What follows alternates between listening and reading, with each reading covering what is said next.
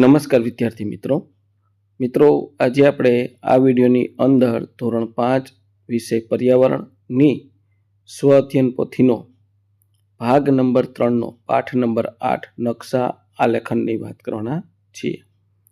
તો અહીંયા મિત્રો આ રીતનું પાઠ નંબર 8 નું સંપૂર્ણ સોલ્યુશન છે। આવા સરસ મજાના સોલ્યુશન મેળવવા માટે આપણી ચેનલને સબસ્ક્રાઇબ કરો અને આ વિડીયો તમારા મિત્રો સાથે શેર કરો। તો મિત્રો શરૂ કરીએ ધોરણ 5 વિષય ગણિતની સ્વ અધ્યયન પોથીનો ભાગ નંબર 3 નો પાઠ નંબર 8 નકશા આલેખન। પ્રશ્ન 1 આપેલા નકશાનો અભ્યાસ કરી નીચેની ખાલી જગ્યા પૂરો। પહેલું, રાષ્ટ્રપતિ ભવન નકશામાં ખાલી જગ્યા દિશામાં આવેલું છે ઉત્તર। બીજું, વિજય ચોક રાષ્ટ્રપતિ ભવનની નજીક આવેલો છે, તો ખાલી જગ્યામાં આવશે રાષ્ટ્રપતિ। ત્રીજો પ્રશ્ન છે, નકશામાં ઉત્તર દિશા માટે ખાલી જગ્યા સંજ્ઞાનો ઉપયોગ થાય છે, તો એન નોર્થ એટલે ઉત્તર। ત્યાર પછી ચોથું, રાષ્ટ્રપતિ ભવન અને નેશનલ સ્ટેડિયમને જોડતા મુખ્ય પથને ખાલી જગ્યા કહેવાય છે, તો રાજપથ। પાંચમું, આપેલ નકશામાં કસ્તુરબા ગાંધી માર્ગ ખાલી જગ્યા દિશામાં છે, તો પૂર્વ દિશા। પ્રશ્ન 2 આપેલ નકશાનો અભ્યાસ કરી પ્રશ્નના જવાબ લખો। તો અહીંયા મિત્રો નકશો આપ્યો છે, વાંચી લેવાનો, આ જોઈને તમારે પછી પ્રશ્નના જવાબ લખવાના છે। મિત્રો વિડીયો સારો લાગ્યો હોય તો લાઈક, શેર અને સબસ્ક્રાઇબ કરવાનું ભૂલવાનું નથી। ખાસ ચેનલને સબસ્ક્રાઇબ કરો જેથી આપણે સૌપ્રથમ સોલ્યુશન મૂકીએ છીએ એટલે તમને જાણ થઈ જાય। પ્રશ્ન 1 નકશામાં મુખ્ય મથક કઈ દિશામાં આવેલું છે, તો નકશામાં મુખ્ય મથક પૂર્વ દિશામાં આવેલું છે। બીજું, નકશા પર 1 સેમી બરાબર 1 કિમી અંતર થાય છે। ત્રીજું, સમાચાર પત્રથી સુભાષ ગાર્ડન કેટલા કિમી દૂર છે? સમાચાર પત્ર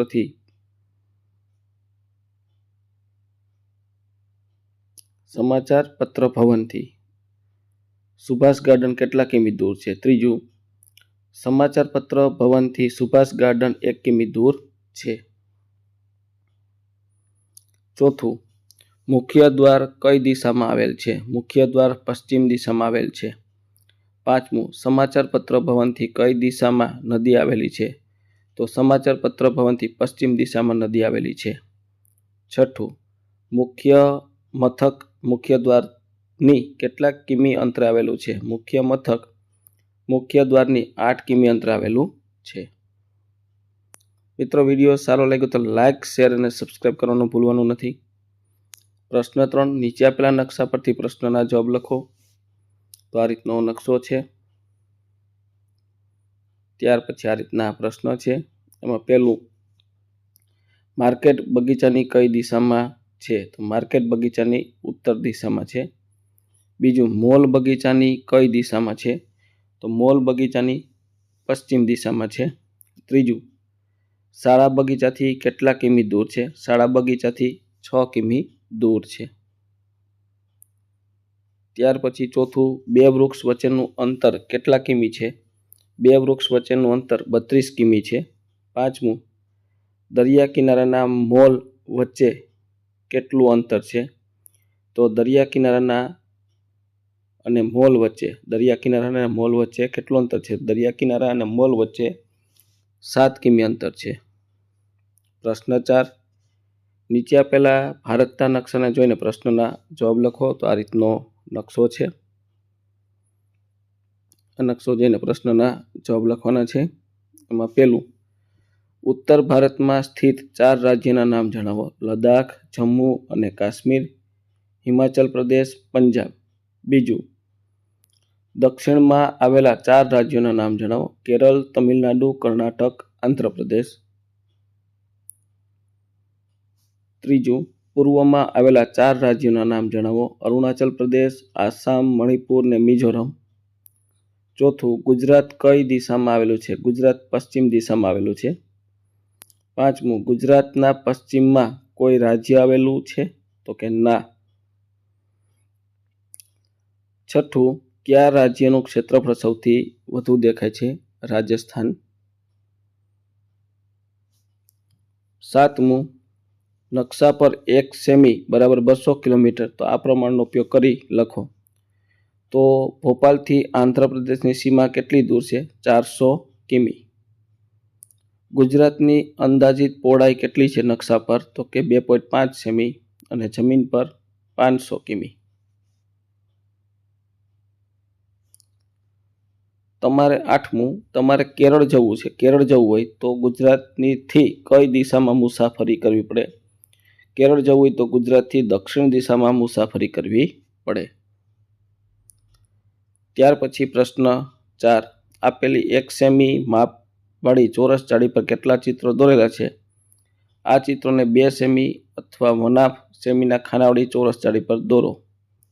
તો 1 સેમી અને આપણે બાજુમાં 1/2 સેમી પર આ આકૃતિ દોરેલી છે. આ મુજબની આકૃતિ થશે. આવી આકૃતિ તમારે બાજુમાં દોરવાની. પછી આ 2 સેમીની જાળી પર આકૃતિ દોરવાની છે. પેલું ટોપી જેવું જે છે તે આ રીતની અને બીજી આ રીતની.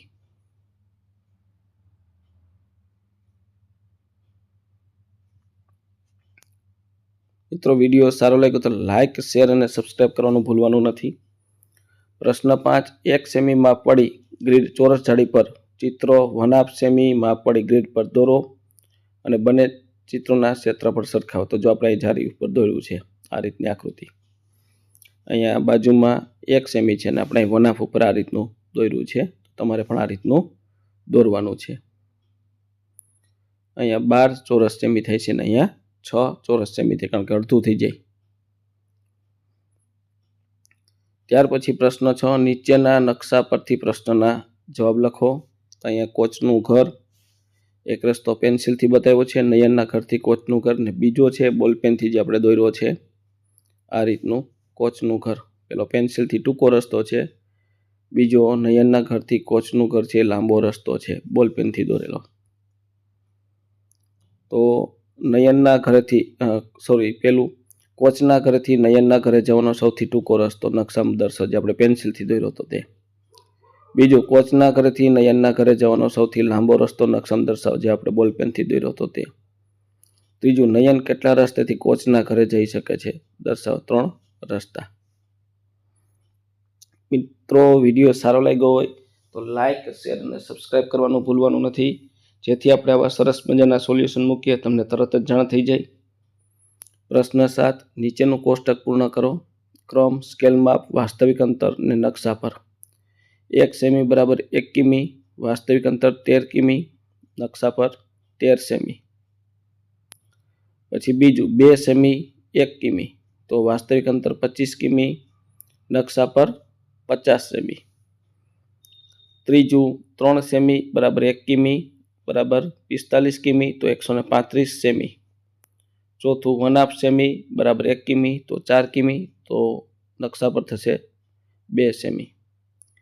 ત્યાર પછી 1 સેમી બરાબર 10 કિમી, તો 40 કિમી, તો 4 સેમી. ત્યાર પછી પ્રશ્ન 8, એક શાળાનો નકશો દેખાય છે.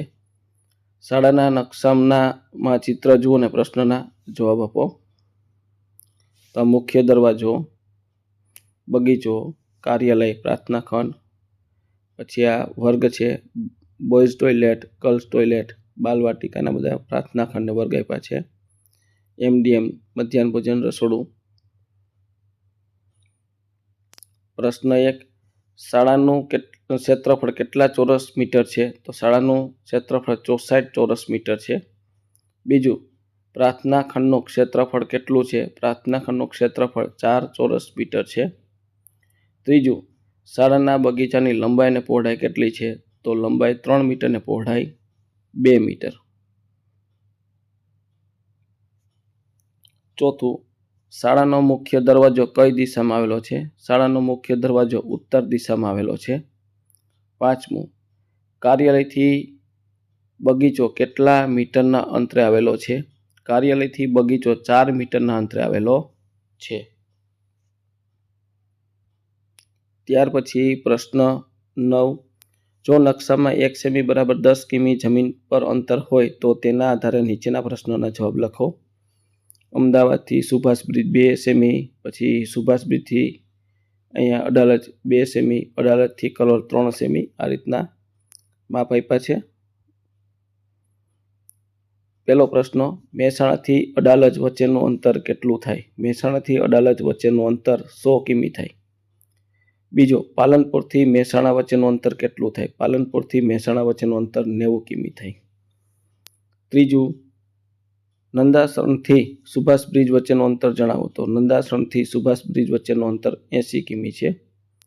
ચોથું, પાલનપુરથી કલોલ વચ્ચેનું અંતર જણાવો. પાલનપુરથી કલોલ વચ્ચેનું અંતર 170 કિમી થાય. પાંચમું, ઊંઝાથી અમદાવાદ વચ્ચેનું અંતર કેટલું થાય? તો ઊંઝાથી અમદાવાદ વચ્ચેનું અંતર 190 કિમી થાય. તો મિત્રો, આ તો આપણું ધોરણ 5 વિષય ગણિતની સ્વઅધ્યયન પોથીના ભાગ નંબર 3નું આપણે સંપૂર્ણ સોલ્યુશન થયું. મિત્રો, આવા જ સોલ્યુશન મેળવવા માટે આપણી ચેનલને સબસ્ક્રાઈબ કરો અને આ વિડીયો તમારા મિત્રો સાથે શેર કરો.